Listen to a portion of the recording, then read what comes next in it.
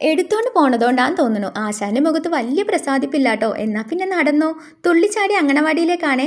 കൊണ്ടയാക്കി തിരിച്ചു വന്ന് ഒന്ന് പോസ് ചെയ്യാവോ ചേട്ടാന്ന് ചോദിച്ചതേ ഉള്ളൂ. കാണിക്കണ കണ്ടില്ലേ. ഡ്രസ്സൊക്കെ മാറി കയ്യോടെ ഇന്നുക്കുട്ടിക്ക് കുറുക്കുണ്ടാക്കുവാണേ. കുറുക്കൂടി കഴിഞ്ഞ് കിറങ്ങിയിരിക്കുവാട്ടോ വാവാ. ഇന്നുവിനെ സൈഡാക്കിയിട്ട് ബ്രേക്ക്ഫാസ്റ്റ് കഴിക്കാൻ ഇരിക്കുവാട്ടോ ഞാൻ. ഉപ്പുമാവും പപ്പടവും കഴിക്കാനാണ് ഞാൻ ഇത്രയും ഷോ കാണിക്കണത്. കഷ്ടം തന്നെ. ഉച്ചത്തേക്ക് മീൻകറി മാത്രമേ ഉള്ളൂ കേട്ടോ. അത് പോരല്ലോ. എന്നാൽ പിന്നെ ഒരു വെണ്ടയ്ക്ക മെഴുക്കുവരട്ടി കൂടി ഉണ്ടാക്കിയാലോ. സവാള, പച്ചമുളക്, കറിവേപ്പില, പിന്നെ വെണ്ടയ്ക്ക. നല്ല ഭംഗിയുണ്ടല്ലേ അരിഞ്ഞു വെച്ചിരിക്കുന്ന കാണാനായിട്ട്. എണ്ണയും ഉപ്പും അല്ലറ ചില്ലറ പൊടികളും ഇട്ട് എൻ്റെ മെഴുക്കുവരട്ടി റെഡിയായി. ഇന്നത്തേക്ക് കുറച്ചധികം തുണികളുണ്ടായിരുന്നു കേട്ടോ കഴുകാനായിട്ട്. കഴുകി ഉണങ്ങി വരുന്നവരെ ഇന്നുക്കുട്ടിയുടെ കൂടെ കളിക്കാമെന്ന് ഓർത്തു. അധികം വൈകാതെ തന്നെ കാച്ചുവിൻ്റെ ടീച്ചർ വിളിച്ചു കേട്ടോ. ആൾക്ക് വീട്ടിലേക്ക് പോകണമെന്ന്.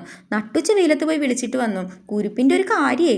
കാവടി തുള്ളി പോയപ്പോഴേ ഞാൻ ഓർത്തതാ ഇങ്ങനെയൊക്കെ ആവുള്ളൂ എന്ന്. ചൂടും വെയിലും വെപ്രാളും ഒക്കെ പിടിച്ചതുകൊണ്ടാന്ന് തോന്നുന്നു ഭയങ്കര ക്ഷീണം. ഇന്നത്തേക്ക് ഇത്രേ ഉള്ളൂ കേട്ടോ. ഫുൾ എനർജി ആയിട്ട് നാളെ കാണാവേ. Bye bye.